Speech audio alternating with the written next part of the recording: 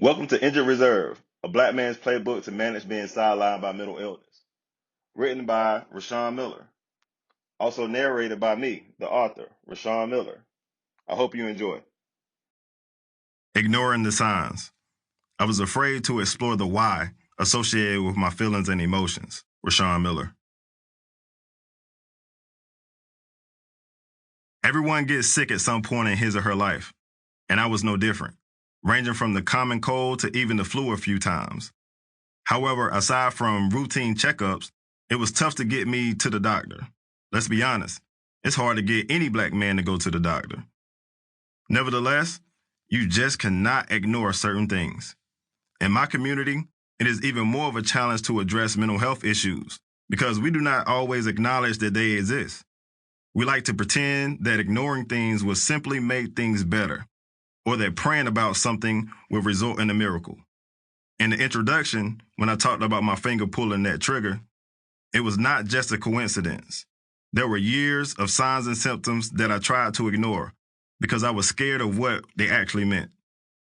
My views on mental health were shaped by movies, jokes, and off-putting conversations that labeled mental illness as an issue for middle and upper-class white people.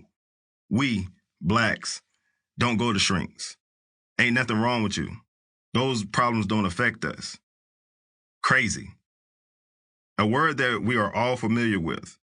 We understand that it is commonly used to describe many things. I knew of people labeled as crazy. I knew of medication that was referred to as a crazy pill. And I knew that crazy people had to go to the crazy house. Let's be honest. Who wants to be associated with any of these things? Especially when your community is an essential part of who you are. Mental health was easily dismissed in my home and community. Oh, that's just crazy Uncle Joe. He has been that way all of his life. Just leave him alone. Don't ask any questions. He won't bother you. Or, Johnny did not take his crazy medicine today.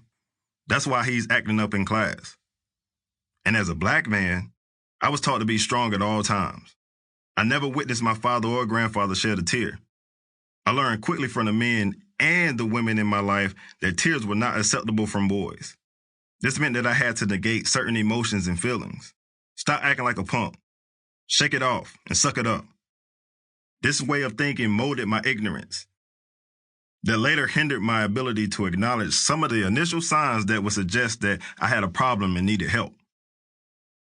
So let's back it up a few years, before that day with the gun. I have always considered myself a normal person. Growing up, I was successful in school, at sports. Sample complete. Ready to continue?